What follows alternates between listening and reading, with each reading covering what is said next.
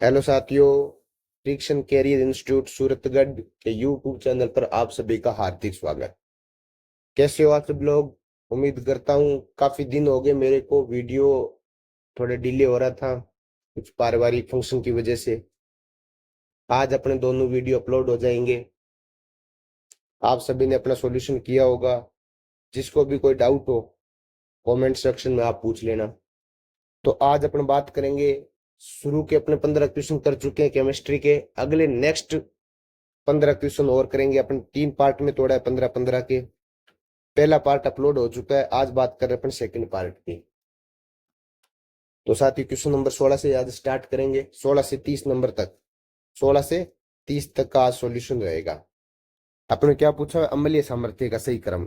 तो देखो इसको सॉल्यूशन कैसे करते हैं। अम्लीय सामर्थ्य क्या होता है? अम्लीय सामर्थ्य हमें पता है। अम्लीय सामर्थ्य का मतलब होता है एच प्लस को देना। जो एच प्लस को आसानी से देगा, जो एच प्लस को आसानी से देगा वह अम्लीय वह उतना ही अधिक अम्लीय होगा, वह उतना ही अधिक अम्लीय होगा, अम्लीय होगा। ठीक है।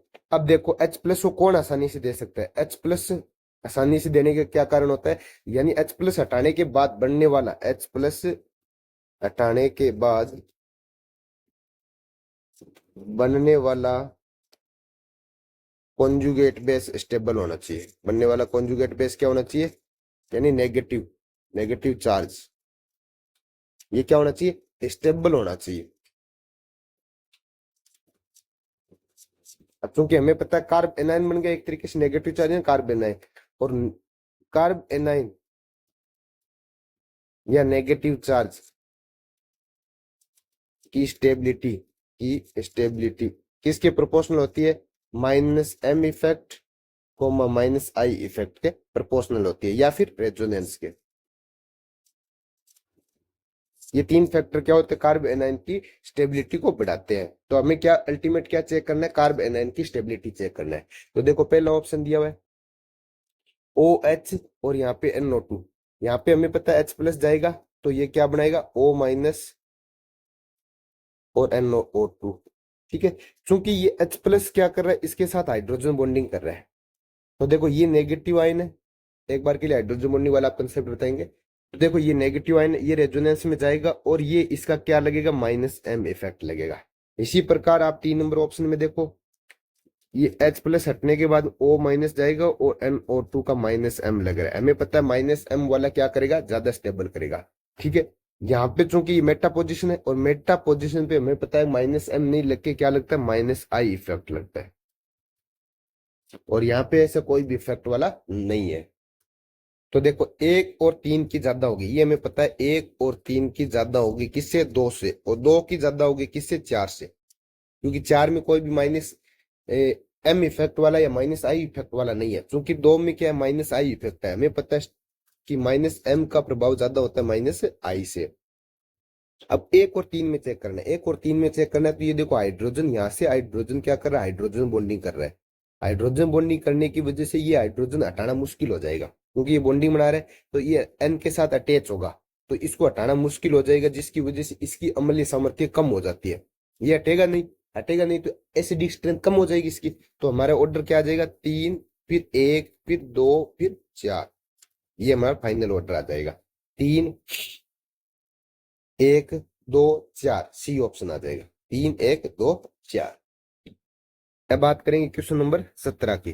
देखो 17 नंबर क्वेश्चन, कौन सा स्थायित्व स्टेबिलिटी का क्रम सही नहीं पूछा है? सही नहीं पूछा हुआ है। अब हमें पता है, मैंने पहले वाले वीडियो में बता रखा है, कार्बोकेटाइन है। कार्बोकेटाइन की स्टेबिलिटी होती है कि स्टेबिलिटी किसके प्रोपोर्शनल होती है? प्रोपोर्शनल होती है प्लस एम, सबसे ज्यादा सी का इफेक्ट होता है, उसके बाद प्लस आई, उसके बाद आई पर कॉन्जुगेशन। ठीक है। और रेजोनेंस सभी को स्टेबलाइज करता है। रेजोनेंस, क्योंकि रेजोनेंस कार्बोकेटाइन, कार्ब एनाइन और फ्री रेडिकल तीनों को स्टेबल करता है। तीनों को स्टेबल करता है। तीनों को स्टेबल करता है। तो रेजोनेंस तो सबके लिए काम करता है, लेकिन यदि अपने प्लस आई प्लस एम इफेक्ट में बात करें तो कार्बोकेटाइन की स्टेबिलिटी प्लस एम से सबसे ज्यादा होती है, उसके बाद प्लस आई से, फिर हाइपर कॉन्जुगेशन से। तो देखो इसमें पहला क्रम दिया हुआ है, ये प्लस है, ये इसमें क्या है, रेजोनेंस हो रहा है, यहाँ पे क्या है, ये प्लस यहाँ पे है, यहाँ पे क्या है, दो तरफ से प्लस आई लग रहा है। हमें पता है रेजोनेंस क्या होता है, रेजोनेंस की स्टेबल, रेजोनेंस ज्यादा स्टेबल करता है किसे, प्लस एम प्लस आई और हाइपर कॉन्जुगेशन से। तो यहाँ पे रेजोनेंस है और यहाँ पे प्लस आई है, तो ये बात सही है, रेजोनेंस वाला ज्यादा स्टेबल होता है। फिर दूसरा देखो यहाँ पे, दूसरा ये भी बात हमें, मैं पिछली वीडियो में बता चुका हूँ कि कार्बोकेटाइन, कार्बोकेटाइन की स्टेबिलिटी sp3 कार्बन की ज्यादा होती है, फिर sp2 कार्बन पे होती है, फिर sp होता है, और कार्ब एनाइन की इसकी जस्ट उल्टी होती है। कार्ब एनाइन की क्या होती है, कार्ब एनाइन की स्टेबिलिटी, कार्ब एनाइन की स्टेबिलिटी जस्ट इसकी उल्टी होती है, sp की, फिर sp2 की, फिर sp3 की। तो देखो यहाँ पे ये कार्बोकेटाइन कौन सा है, sp2 है, यहाँ पे कौन सा है, sp3 है। हमें पता है sp3 की ज्यादा होती है sp2 से, ये बात भी सही है।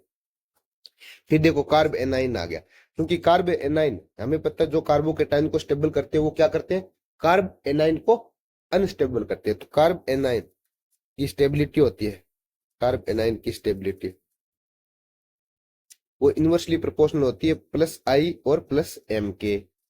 ठीक है, तो देखो यहाँ पे ये प्लस आई लगा रहा है, देखो यहाँ पे क्या है, दो तरफ से प्लस आई लग रहा है, दोनों तरफ से प्लस आई लग रहा है, तो ये कार्ब एनाइन को ज्यादा अनस्टेबल करेगा, तो ये ज्यादा अनस्टेबल करेगा, तो ये बात सही, इसकी स्टेबिलिटी ज्यादा होनी चाहिए, तो ये बात भी सही है।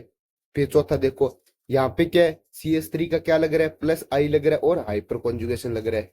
मैंने बता दिया हाइपर कॉन्जुगेशन कैसे लगता है पिछली वीडियो में, तो आप वहां पे जाके देख सकते हो। ठीक है, और यहाँ पे देखो, यहाँ पे वैकेंट ऑर्बिटल है, ये अपने लोन पेयर दे रहा है, तो इसको क्या बोलते हैं अपन, बैक बॉन्डिंग बोल दो, या इसको हम प्लस एम बोल देते हैं, या प्लस एम। और हमें पता है प्लस एम ज्यादा डोमिनेट करता है किसमें, प्लस आई और हाइपर कॉन्जुगेशन से, लेकिन इसने उल्टा दे रखा है, ये नहीं होना चाहिए, तो आंसर डी आएगा। उम्मीद करता हूँ आपको कार्बोकेटाइन की स्टेबिलिटी का आइडिया लग रहा है। अब बात करेंगे अगले क्वेश्चन की। क्वेश्चन नंबर 18 देखो, क्षारीय सामर्थ्य का घटता हुआ क्रम पूछा हुआ है।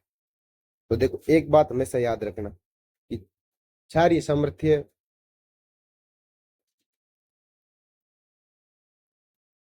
एल्काइल ग्रुप की ज्यादा होती है, एल्काइल ग्रुप की ज्यादा होती है किससे, बेंजीन से होती है, बेंजीन या रेजोनेंस से, रेजोनेंस से। ठीक है, यानी रेजोनेंस की बजाय एल्काइल ग्रुप है उसकी क्षारीय सामर्थ्य क्या होती है, ज्यादा होती है। ठीक है, यानी रेजोनेंस में जाने की वजह से क्या होता है, लोन पेयर रेजोनेंस में बिजी हो जाए, क्यों होती है, क्योंकि लोन पेयर होता है वो रेजोनेंस में चला जाएगा, रेजोनेंस में चला जाएगा, जिसकी वजह से, जिसकी वजह से ये लोन पे डोनेट नहीं कर पाएगा, ये लोन पे डोनेट नहीं कर पाता है, नहीं कर पाता है।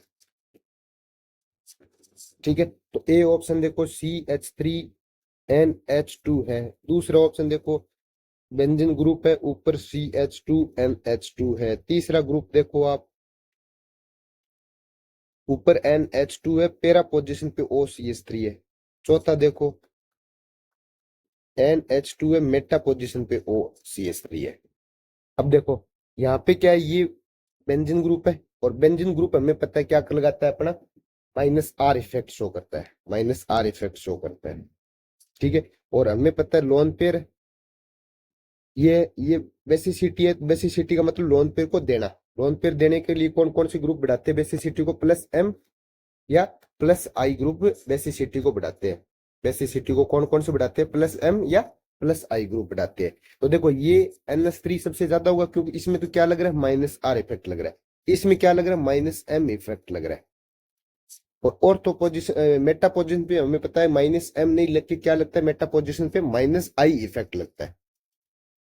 ठीक है, तो देखो ये सारे माइनस वाले, माइनस इफेक्ट वाले जितने भी है वो सारी सामर्थ्य को क्या करते हैं, कम करते हैं। तो सारी सामर्थ्य का आंसर क्या होगा, एक सबसे ज्यादा होना चाहिए। फिर देखो क्योंकि ये रेजोनेंस डायरेक्ट लोन पेयर के साथ में अटैच नहीं है, इसके बीच में CH2 है, तो यानी रेजोनेंस में शामिल नहीं है, एक तरीके से ये क्या नहीं है, रेजोनेंस में नहीं जा रहा, रेजोनेंस में नहीं जा रहा, तो लोन पेयर एक तरीके से क्या किसकी तरह काम करेगा, एल्काइल ग्रुप की तरह काम करेगा। तो इसके बाद में 2 का आएगा। अब इसमें देखो ये लोन पेयर में जा रहा है, रेजोनेंस रेजोनेंस में जाने की वजह से लोन पेयर रेजोनेंस में जा रहा है, रेजोनेंस में जाने की वजह से सबसे डाउन में इसी की जाएगी बेसिसिटी। इन दोनों में किसकी आएगी? क्योंकि ये माइनस एम इफेक्ट शो कर रहा है और ये माइनस आई इफेक्ट शो कर रहा है। हमें पता है माइनस एम वाला ज्यादा डी स्टेबल करेगा, ये ज्यादा डी स्टेबल करता है। ठीक है, किसको? क्षारीयता को, क्योंकि क्षारीयता प्लस के प्रोपोर्शन होती है तो माइनस के अन क्षारीयता होती है वो प्लस एम के प्रोपोर्शनल होती है और माइनस एम के क्या होती है? इनवर्सली प्रोपोर्शनल होती है। तो माइनस एम जिसका जितना होगा उसकी क्षारीयता उतनी कम होगी। तो 3 का माइनस एम है और एक माइनस आई है तो माइनस एम ज्यादा स्ट्रॉन्ग होता है तो इसकी क्षारीयता सबसे कम चली जाएगी। तो फिर 4 आएगा, फिर 3 आएगा, 1 2 4 3 आंसर आएगा।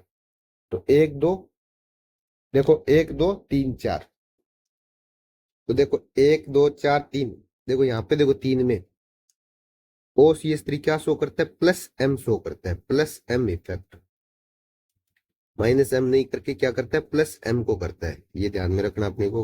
ये मैंने माइनस एम, ठीक है। जबकि यहाँ पे क्या है? OCH3 का माइनस आई इफेक्ट होता है। तो चूंकि हमें पता है प्लस एम वाला ज्यादा स्टेबल करता है माइनस आई से, किसको? बेसिसिटी को। लेकिन ये प्लस एम होने के बावजूद भी इससे कम है। इससे कम क्यों है? क्योंकि यहाँ पे रेजोनेंस में लोन पेयर नहीं जा रहा है। तो जहां लोन पेयर, एक बात देखना, बेसिसिटी उसी की ज्यादा होती है। बेसिसिटी में हम वेरिएट उसी को देंगे जहां लोन पेयर रेजोनेंस में नहीं जा रहा हो, रेजोनेंस में नहीं जा रहा हो, नहीं जा रहा हो, उसकी बेसिसिटी हमेशा आई आई रहेगी। उसकी बेसिसिटी हमेशा रेजोनेंस वाले से ज्यादा रहेगी, वाले से ज्यादा रहेगी। उसके बाद में हम इफेक्ट चेक करेंगे, ठीक है। तो इसलिए सबसे पहले 1 नंबर की, अब इसकी कम क्यों हुई 1 से? क्योंकि इसमें माइनस आर इफेक्ट लग रहा है। फिर देखो 3 और 4 में 3 की ज्यादा क्यों हुई? क्योंकि इसमें प्लस एम इफेक्ट लग रहा है और इसमें माइनस आई लग रहा है। तो इसके ऑर्डर क्या आ जाएगा? 1 2 3 और 4। यहाँ पे ये मैंने क्या दिखाया? माइनस एम नहीं करके OCH3 क्या शो करता है? प्लस एम शो करता है, ठीक है। अब बात करेंगे हम अगले क्वेश्चन की। तो इसका आंसर क्या आ जाएगा? 1 2 3 4। 19 नंबर क्वेश्चन की बात करेंगे।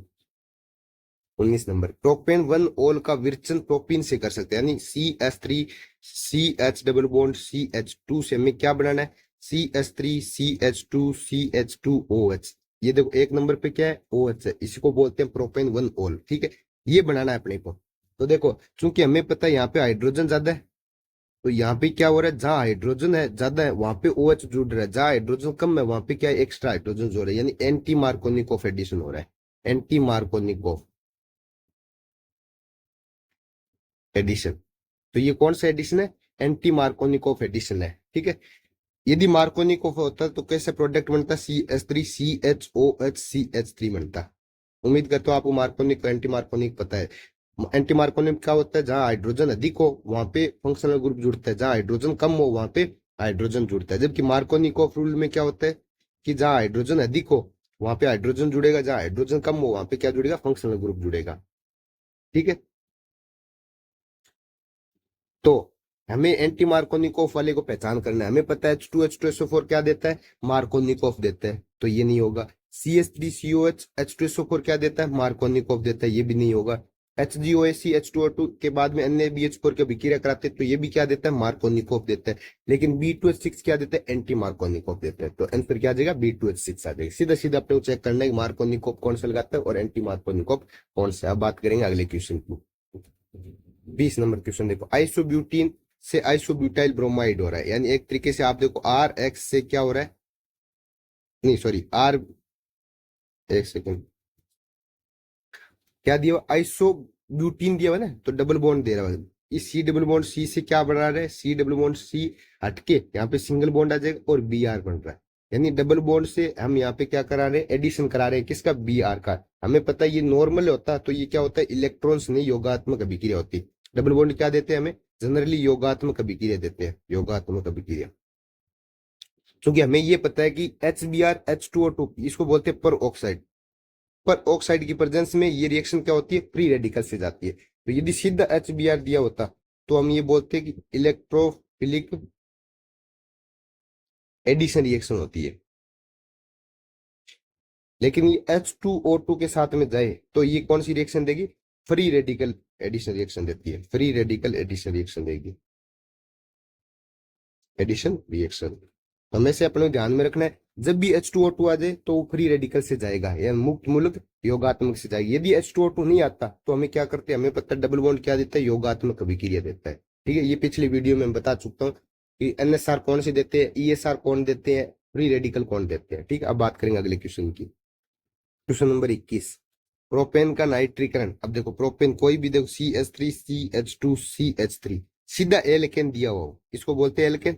यदि सीधा एल्केन में हमें क्या करना है, आर से यदि आर एक्स बना रहे हो, सीधा एल्केन यानी आर एच से आर एक्स बना रहे हो, तो हमेशा याद रखना कि एल्केन में कुछ भी कराओ, नाइट्रीकरण कराओगे या हेलोजनेशन कराओगे, तो हमेशा ये रिएक्शन कौन सी रिएक्शन होती है, फ्री रेडिकल से जाती है रिएक्शन, मुक्त मूलक से जाती है हमेशा। एल्केन की रिएक्शन होती है वो किससे जाती है, मुक्त मूलक से जाती है। क्योंकि हमें पता है ये आर एच से आर एक्स बना रहे हैं, आर एच से RnO2 भी बना सकते हैं, तो ये सारी रिएक्शन किससे जाएगी, मुक्त मूलक प्रतिस्थापन से। क्या इसमें योगात्मक हो सकता है, नहीं। यहाँ पे हाइड्रोजन हटेगा और एक्स जुड़ेगा, हाइड्रोजन हटेगा तो इसको बोलते हैं प्रतिस्थापन अभिक्रिया, तो मुक्त मूलक प्रतिस्थापन अभिक्रिया होगी। ठीक है, यदि एडिशन कहाँ होता है, एडिशन ओनली डबल बॉन्ड में होता है, डबल बॉन्ड या ट्रिपल बॉन्ड में होता है। ठीक है, यहाँ पे प्रतिस्थापन का मतलब हो गया आर एच, एच हटेगा और एच की जगह एक्स जुड़ जाएगा, तो इसको बोलते हैं प्रतिस्थापन। ठीक है, और ये हमेशा एल्केन की अभिक्रिया किससे जाएगी, फ्री रेडिकल से। एक बार इसके ऑप्शन देखो, इलेक्ट्रॉन संयुग्म प्रतिस्थापन मैंने ये वैसे बता चुका हूँ। ESR, ESR कौन देता है, बेंजीन देता है। बेंजीन पे जितनी भी रिएक्शन होती है उसको बोलते हैं ESR, इलेक्ट्रॉन संयुग्म प्रतिस्थापन अभिक्रिया। दूसरा देखो न्यूक्लियोफिलिक सब्स्टिट्यूशन रिएक्शन, ये कौन देता है, कोई भी आर एक्स से RnU बने, कुछ भी हेलोजन का हटना या हाइड्रोजन का हटना, उसकी जगह क्या आना, न्यूक्लियोफाइल का आना, वो सारी सारी रिएक्शन कौन सी होती है, न्यूक्लियोफिलिक सब्स्टिट्यूशन रिएक्शन होते हैं। यानी एक तरीके से hello hello alkyl, halo alkane क्या देगी, NSR देगी। फिर तीसरा देखो मुक्त मूलक फ्री रेडिकल सब्स्टिट्यूशन रिएक्शन, ये कौन देते हैं, ये या तो H2O2 प्रेजेंस में होना चाहिए या फिर ओनली एल्केन दिया हुआ हो, तो ये क्या देंगे, फ्री रेडिकल सब्स्टिट्यूशन रिएक्शन देंगे। ठीक है, उम्मीद करता हूँ ESR, NSR और FSR को पहचानना आप सीख गए। अब बात करेंगे अगले क्वेश्चन की, 22 नंबर क्वेश्चन। किस अभिक्रिया में कार्बोकेटाइन एक मध्यवर्ती है। देखो कार्बोकेटाइन पूछा है इसने, तो हमें पता है कार्बोकेटाइन कौन कौन सी रिएक्शन में बनता है, कार्बोकेटाइन हमें पता है SN1 में भी कार्बोकेटाइन बनता है और E1 में भी कार्बोकेटाइन बनता है। केवल E1 अभिक्रिया में बनता है, केवल SN1 में बनता है, बिल्कुल बनता है। एल्किन, अब देखो CH2 डबल बॉन्ड CH2, इसकी अभिक्रिया हमें पता है H2O के साथ में कराएंगे तो भी इसमें क्या बनेगा, कार्बोकेटाइन बनेगा। कैसे जाती है रिएक्शन, ऐसे जाती है CH3 CH2 प्लस और फिर यहाँ पे OH माइनस जुड़ेगा, CH3 CH2 OH। ठीक है, तो यानी H2O के साथ में भी अभिक्रिया में क्या बनेगा, कार्बोकेटाइन बनता है। देखो ये कार्बोकेटाइन बनते हैं, तो ये भी अभिक्रिया कार्बोकेटाइन से, यानी उपरोक्त सभी। तो कार्बोकेटाइन किस किस में बनता है, SN1 में भी बनेगा, E1 में भी बनेगा और डबल बॉन्ड से H2O। सिर्फ कार्बोकेटाइन किस में नहीं बनता है, डबल बॉन्ड की रिएक्शन B2H6 के साथ में कार्बोकेटाइन नहीं बनता, ये वन स्टेप रिएक्शन होती है। इसी प्रकार HgOAC के साथ में ये कार्बोकेटाइन बनता है, लेकिन ये चक्रीय कार्बोकेटाइन होता है। इनमें तो डबल बॉन्ड में रिएक्शन में जनरली अपने क्या बोलेंगे, कार्बोकेटाइन बनता है। ठीक है, योगात्मक अभिक्रिया जो भी होती है वो कार्बोकेटाइन के थ्रू से होती है, जनरली होती है ये बात। ठीक है, सभी में कंडीशन नहीं है ये। तो हमें क्या बताया, H2O के साथ में क्या होता है, एल्किन के H2O के साथ में क्या बनता है, कार्बोकेटाइन बनता है। SN1 भी कार्बोकेटाइन देता है और E1 भी कार्बोकेटाइन देता है, तो इसका आंसर आ जाएगा उपरोक्त सभी। अब बात करेंगे अगले क्वेश्चन की, 23 नंबर क्वेश्चन। एरोमेटिक वैल्यू पे सबसे निष्कारी प्रभाव, डीएक्टिवेटिंग इफेक्ट किसका है। अब देखो एरोमेटिक रिंग ये हो गई, हमें पता है एरोमेटिक पे +M+I या हाइपर कॉन्जुगेशन जो शो करता है वो क्या होंगे, वो सक्रिय प्रभाव होते हैं, एक्टिवेटिंग ग्रुप होते हैं, वो एक्टिवेटिंग इफेक्ट दिखाते हैं, एक्टिवेटिंग इफेक्ट दिखाते हैं। और जो -M और -I वाले होंगे वो क्या दिखाते हैं, डीएक्टिवेटिंग इफेक्ट दिखाते हैं। अब हमें पता है कि -M ज्यादा स्ट्रॉन्ग होता है -I से, तो माइनस एम का ज्यादा, -M ज्यादा डीएक्टिवेटिंग दिखाता है, डीएक्टिवेटिंग इफेक्ट दिखाता है। ठीक है, यदि माइनस आई और माइनस एम में चेक करना पड़े तो माइनस से एम का ज्यादा होता है डीएक्टिवेटिंग इफेक्ट। अब देखो इसमें CH2Cl, ठीक है, ये जनरली प्लस आई शो करता है। ठीक, OCH3 ये क्या शो करता है, प्लस एम शो करता है। CH3 ये क्या शो करता है, प्लस आई शो करता है। CCl3 ये क्या शो करता है, माइनस आई शो करता है। तो इनमें सबसे ज्यादा डीएक्टिवेटिंग कौन सा होगा, माइनस आई वाला होगा, तो माइनस आई वाला डीएक्टिवेटिंग होगा। ये सारे क्या होंगे, एक्टिवेटिंग समूह होंगे। अब ये पूछ लीजिए एक्टिवेटिंग इफेक्ट का ऑर्डर कौन सा होगा, तो एक्टिवेटिंग सबसे ज्यादा किसका होगा, बी का, फिर सी का, फिर ए का होगा। और डीएक्टिवेटिंग हमें पता है एक अकेला डीएक्टिवेटिंग एक अकेला माइनस आई वाला शो करेगा, यानी ओनली डी वाला शो करेगा। ठीक है, तो इसका आंसर आ जाएगा डी। अब बात करेंगे अगले क्वेश्चन की। ये यहाँ पे देखो ये बी क्यों हुआ, क्योंकि बी प्लस एम शो कर रहा है और प्लस एम प्लस आई से ज्यादा स्ट्रॉन्ग होगा, इसकी वजह से इसका एक्टिवेटिंग इफेक्ट सबसे ज्यादा होगा। अब बात करेंगे अगले क्वेश्चन चॉइस की। चॉइस नंबर देखो, CH3Br प्लस OH माइनस से CH3OH प्लस Br बनता है। तो ये अभिक्रिया हमें पता है कि ये अभिक्रिया या तो SN1 होगी या SN2 होगी। क्यों, क्योंकि Br की जगह OH आ रहा है, यानी सब्सटीट्यूट कर रहे हैं। SN का मतलब क्या होता है, सब्सटीट्यूट, न्यूक्लियोफिलिक सब्सटीट्यूशन रिएक्शन। देखो N से आता है न्यूक्लियोफिलिक, S से आता है सब्सटीट्यूशन रिएक्शन। तो ये हमें पता है कोई न्यूक्लियोफाइल आएगा, यहाँ पे OH माइनस न्यूक्लियोफाइल आएगा और पहले से स्थित ग्रुप यानी Br को रिप्लेस कर देगा। यही हो रहा है यहाँ पे, यानी RX प्लस NU से RNU। तो ये हमेशा कौन सी रिएक्शन होती है, या तो SN1 होगी या SN2 होगी। अब हमें ये चेक करना है कि SN1 कौन सी होती है और SN2 कब होती है। तो हमें पता है 1 डिग्री, 1 डिग्री हमें क्या शो करती है, SN2 ज्यादा शो करती है। इसी प्रकार 3 डिग्री SN1 शो करती है। तो देखो यहाँ पे CH3Br है, ये एक 1 डिग्री एलाइड है। 1 डिग्री एलाइड क्या शो करेगा, SN2 को ज्यादा फेवर करेगा। तो ये रिएक्शन कौन सी होगी, SN2 रिएक्शन होगी। ठीक है, उम्मीद करता हूँ SN1 और SN2 आप समझ में आ जाएगी। यदि सीधे सीधे एग्जाम्पल दिया जाए, यदि 3 डिग्री ब्रोमीन होता है, यहाँ पे 3 डिग्री हेलाइड होता, तो हम क्या करते, ये SN1 देगा। और यदि 1 डिग्री है तो हम क्या करेंगे, ये SN2 देगा।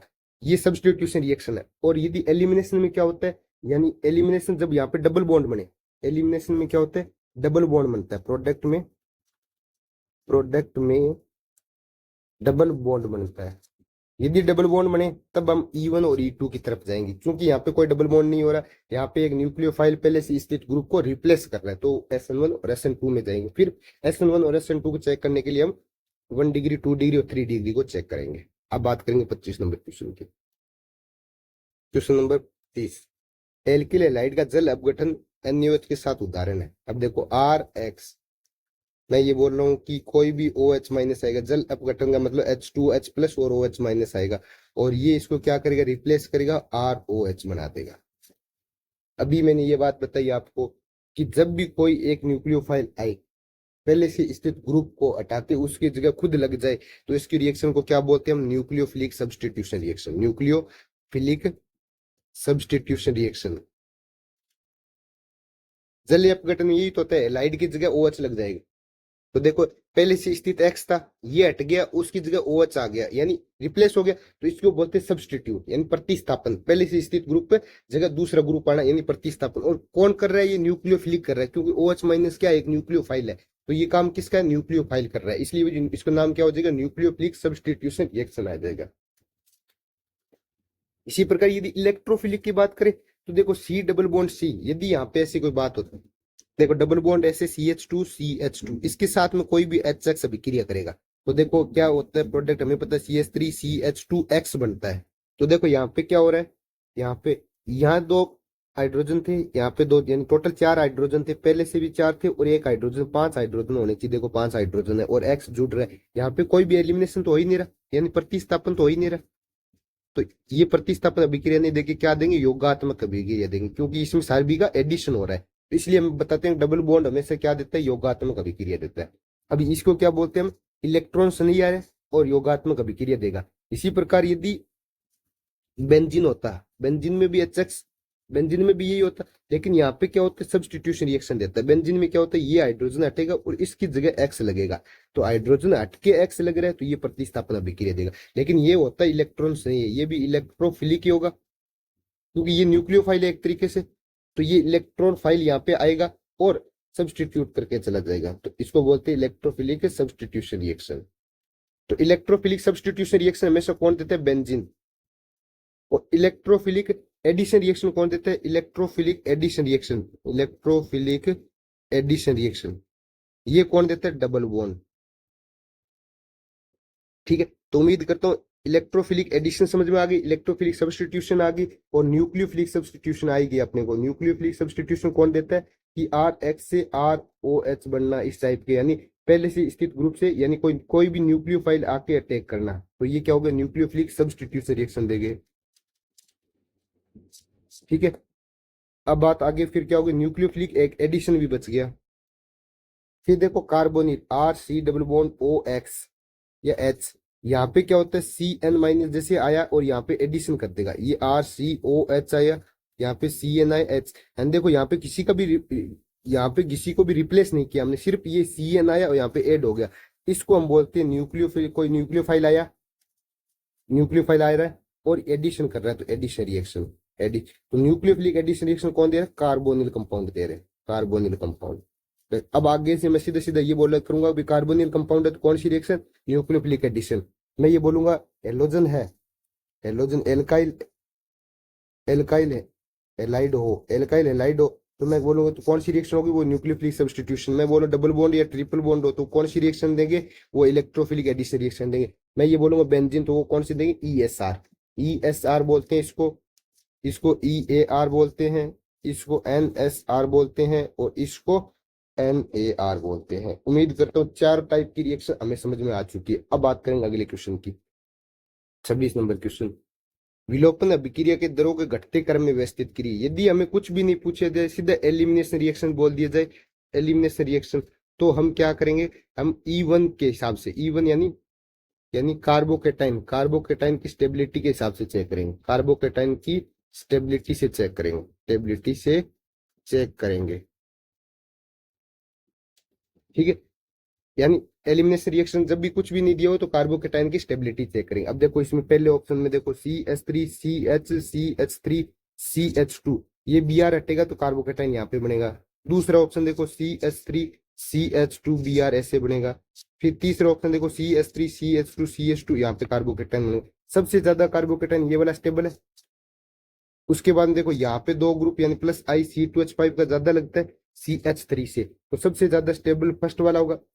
दूसरे और तीसरे में हमें पता है कि थर्ड वाले के क्या होगा? प्लस आई ज्यादा लगेगा, किससे? सेकंड से, तो इसके कार्बोकेटाइन की स्टेबिलिटी का ये ऑर्डर होगा। यही ऑर्डर हमारे एलिमिनेशन का आ जाएगा, एलिमिनेशन का, ठीक है, एलिमिनेशन ऑर्डर आ जाएगा।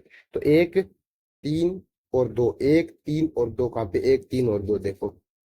ठीक है, उम्मीद करता हूँ आपको यदि कुछ भी एलिमिनेशन में कुछ भी नहीं दिया हुआ हो तो आप कार्बोकेटाइन बनाओ, कार्बोकेटाइन की स्टेबिलिटी होगी वही एलिमिनेशन रिएक्शन की स्टेबिलिटी होगी। अब आप बात करेंगे नेक्स्ट क्वेश्चन की, 27 नंबर क्वेश्चन। E2 विलपन विक्रिया में एल्किल हैलाइड की क्रियाशीलता का क्रम। देखो RX हमें पता है एल्किल हैलाइड है, E2 विक्रिया देगा और डबल बॉन्ड बनेगा, ये एलिमिनेशन रिएक्शन होती है, हमें ये पता है। लेकिन इसमें क्या कार्बोकेटाइन नहीं बनता, इसमें कार्बोकेटाइन नहीं बनता E2 अभिक्रिया में, लेकिन ये वन स्टेप रिएक्शन होती है। इसका मतलब क्या होगा? यदि ये बॉन्ड वीक होगा, यदि RX बॉन्ड वीक होगा, इन RX बॉन्ड वीक होगा, वीक होगा तो रिएक्शन ओबीसी बात है कि तो HX का रिमूव, HX का हटना जल्दी होगा, जल्दी होगा, जिससे जिससे E2 अभिक्रिया फास्ट होगी, जिससे E2 अभिक्रिया क्या होगी?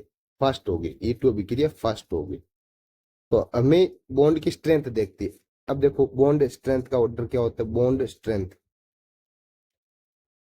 बॉन्ड स्ट्रेंथ किसकी ज्यादा होती है? RF की ज्यादा होती है, फिर RCl की, फिर RBr की, फिर RI की। तो यदि बॉन्ड स्ट्रेंथ ज्यादा है, बॉन्ड स्ट्रेंथ ज्यादा है तो बॉन्ड स्ट्रॉन्ग होगा, बॉन्ड बॉन्ड स्ट्रॉन्ग होगा, बॉन्ड स्ट्रॉन्ग होगा तो E2 अभिक्रिया की रेट कम होगी, की रेट कम होगी, कम होगी। तो हमें जस्ट इसकी उल्टा देखना है।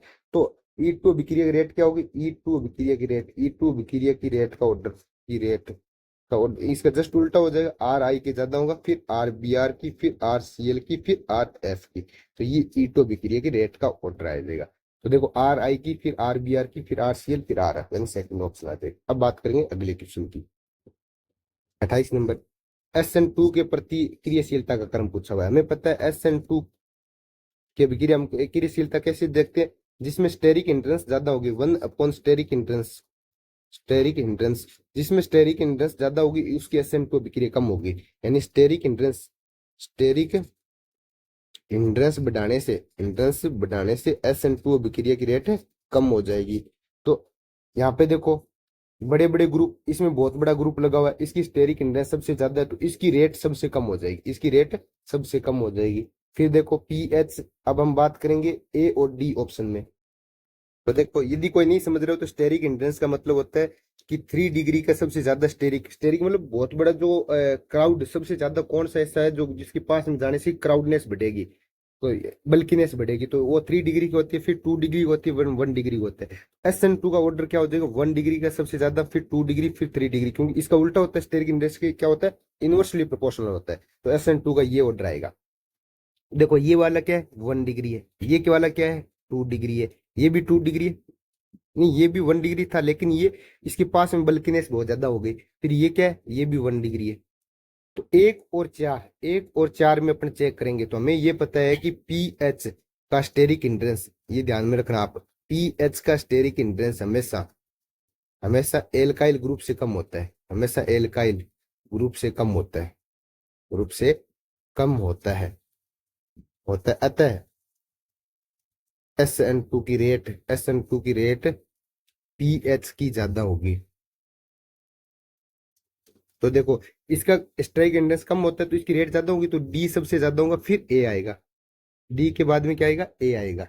उसके बाद देखो हमें पता है इसकी सी वाले में स्टेरिक इंडेक्स सबसे ज्यादा है, तो सी लास्ट में आएगा, यानी फिर बी आएगा, फिर सी आएगा। ऐसा ऑप्शन कौन सा है, सेकंड ऑप्शन है। देखो ठीक है, उम्मीद करता हूँ डी कैसे आया कि पीएच आ गया, यहाँ पे पीएच है और यहाँ पे CH3 है, CH3 CH2 है। तो हमें पता है कि एल्काइल ग्रुप है ना, उसके क्या होता है, स्टेरिक इंडेक्स हमेशा कम होता है, यानी पीएच का से ज्यादा होता है, यानी पीएच का स्टेरिक इंडेक्स हमेशा एल्काइल ग्रुप से क्या होता है, कम होता है। तो पीएच वाले के SN2 की रेट ज्यादा होगी, तो पीएच वाले के SN2 की रेट ज्यादा होगी, फिर एल्काइल ग्रुप वाले के आगे, फिर इन दोनों में हमें 2 डिग्री वाला देख लिया और स्टेरिक इंडेक्स देख ली, तो अपना ऑप्शन बैठ गया बी ऑप्शन।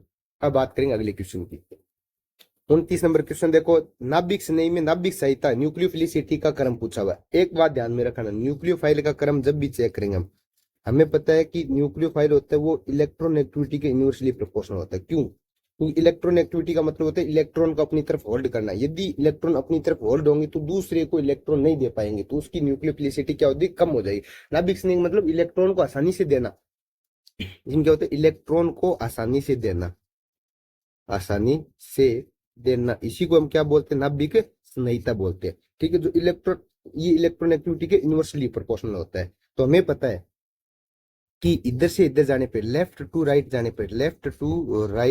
जाने पर इलेक्ट्रॉन एक्टिविटी बढ़ती है, तो न्यूक्लियोफिलिसिटी कम होती है, न्यूक्लियोफिलिसिटी कम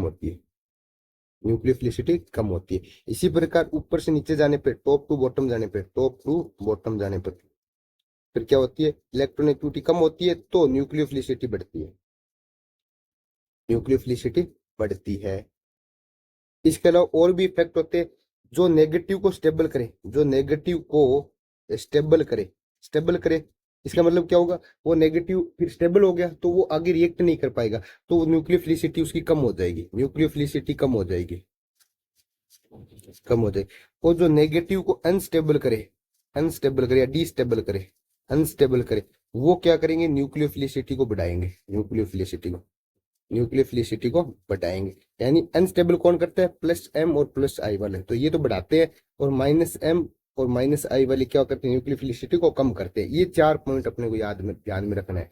ठीक है, इससे हम सारे क्वेश्चन कर सकते हैं। देखो यहाँ पे ऑक्सीजन, यहाँ पे भी ऑक्सीजन, यहाँ पे भी ऑक्सीजन, यहाँ पे S। तो देखो ऑक्सीजन के नीचे आता है सल्फर, हमें पता है नीचे जाने पे न्यूक्लियोफिलिसिटी बढ़ती है, तो सल्फर की सबसे ज्यादा होनी चाहिए, तो डी की सबसे ज्यादा होनी चाहिए। तो देखो ए ऑप्शन कट गया और बी ऑप्शन कट गया, डी की सबसे ज्यादा होनी चाहिए। अब बात करेंगे हम ए, बी और सी में।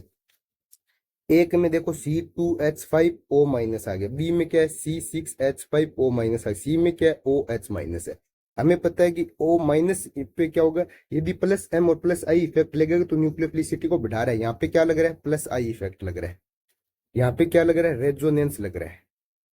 रेजोनेंस की वजह से क्या, नेगेटिव चार्ज स्टेबल हो रहा है, नेगेटिव चार्ज स्टेबल हो रहा है। नेगेटिव चार्ज स्टेबल होगा तो न्यूक्लियोफिलिसिटी क्या हो जाएगी, कम हो जाएगी, न्यूक्लियोफिलिसिटी कम हो जाएगी, ठीक कम हो जाएगी। और यहाँ पे कुछ भी नहीं लग रहा ओ एच में, ठीक है। तो देखो हमें पता है एस एच की सबसे ज्यादा होगी, फिर इसमें प्लस आई वाले की न्यूक्लियोफिलिसिटी ज्यादा होगी, यानी C2H5O माइनस होगा। फिर इन दोनों में किया यहाँ पे स्टेबिलिटी ज्यादा है तो न्यूक्लियोफिलिसिटी कम होगी, इसके बाद OH माइनस होगी, फिर क्या होगी C6H5O माइनस होगी, ठीक है।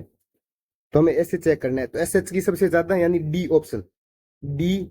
फिर C2H5 का मतलब ए, फिर सी, फिर बी, DACB, डी ऑप्शन देखो। तो उम्मीद करता हूँ न्यूक्लियोफिलिसिटी का आप आसानी से चेक कर सकते हो। ये 4 पॉइंट अपने को ध्यान में रखना है, न्यूक्लियोफिलिसिटी के कोई भी क्वेश्चन आपका गलत नहीं होगा। अब बात करेंगे नेक्स्ट क्वेश्चन की, 30 नंबर क्वेश्चन। इनमें से कौन इलेक्ट्रॉन्स नई प्रतिस्थापन के लिए सर्वाधिक तीव्रता रखता है। अब देखो इलेक्ट्रॉन्स नई का मतलब जो इलेक्ट्रॉन से प्यार करे, और प्रतिस्थापन का मतलब हाइड्रोजन की जगह कोई दूसरा फंक्शनल ग्रुप आए। तो देखो इलेक्ट्रॉन्स नहीं, यानी हमें ये पता है कि इलेक्ट्रॉन्स नहीं यानी इलेक्ट्रोफाइल से कब अटैक करेगा, जब इसके ऊपर नेगेटिव चार्ज ज्यादा होगा। ये नेगेटिव चार्ज ज्यादा होगा तो ये तुरंत प्लस वाले से साथ में रिएक्शन कर लेगा, ठीक है। तो देखो NO2 तो क्या करेगा, इलेक्ट्रॉन को खींचेगा, तो इसके ऊपर क्या करेगा, यहाँ पे नेगेटिव चार्ज की जगह यहाँ पे प्लस लेके आएगा, 3 जगह। CH3 है, ये माइनस आई इफेक्ट शो करते, ये प्लस आई शो करते, इसकी वजह हल्का फुल्का माइनस आएगा यहाँ पे, देखो। और ये प्लस M शो करता है, तो ये पूरा पूरा जब इलेक्ट्रॉन यहाँ देगा तो माइनस माइनस माइनस शो करेगा, और ये भी माइनस आई शो करेगा। तो आप ध्यान में रखना, इलेक्ट्रॉन्स नई विक्रिया के लिए ये इनवर्सली ये प्रोपोर्शनल होती है प्लस M और प्लस आई के, और इनवर्सली प्रोपोर्शनल होती है प्लस M और प्लस आई के। सॉरी क्या बोल दिया मैंने, माइनस आई और माइनस M के। हाँ, तो ये प्लस M और प्लस आई के तो क्या होते हैं, प्रोपोर्शनल होता है, और इनवर्सली प्रोपोर्शनल होता है माइनस M और माइनस आई के, माइनस आई के, ठीक है। तो हमें चेक करना, जो प्लस M ज्यादा रखेगा उसकी इलेक्ट्रॉन के प्रति रिएक्शन अधिक होगी। क्यों होगी, क्योंकि वो बेंजीन पे जो प्लस M वाला है, वो बेंजीन पे नेगेटिव चार्ज ज्यादा रखेगा, तो वो इलेक्ट्रोफाइल को तुरंत अट्रैक्ट कर लेगा, तो इसकी रिएक्शन की जो रिएक्टिविटी वो सबसे ज्यादा होगी। तो देखो यहाँ पे रिएक्टिविटी ऑर्डर पूछ लिया जाए, रिएक्टिविटी ऑर्डर पूछ लिया जाए आपको, तो हमें पता है प्लस M वाले का ज्यादा होगा तो C का सबसे ज्यादा होगा, फिर प्लस I वाले का होगा, फिर B का होगा, फिर इन दोनों में ये माइनस M शो कर रहा है और ये माइनस I शो कर रहा है। हमें पता है कि माइनस M ज्यादा स्ट्रॉन्ग होगा तो ये ज्यादा कम करेगा, तो फिर D आएगा, और फिर A सबसे ज्यादा कम करेगा। तो ये एक्टिविटी का ऑर्डर ये होगा। हमें पूछा किसकी ज्यादा, तो C वाले की ज्यादा होगी, क्योंकि इस पे नेगेटिव चार्ज ज्यादा है, तो ये इलेक्ट्रोफाइल को तुरंत अपनी तरफ अट्रैक्ट करेगा, ठीक है। तो उम्मीद करता हूँ इस तरह की सारी अपने 15 16 से लेकर 30 तक के क्वेश्चन के वीडियो सॉल्यूशन अपलोड कर दिया गया है। यदि फिर भी किसी को कोई डाउट हो तो आप कमेंट कर दीजिए, या आप हमारे टेलीग्राम चैनल से जुड़ जाइए। टेलीग्राम चैनल का लिंक आपको डिस्क्रिप्शन में मिल जाएगा। Okay, thank you.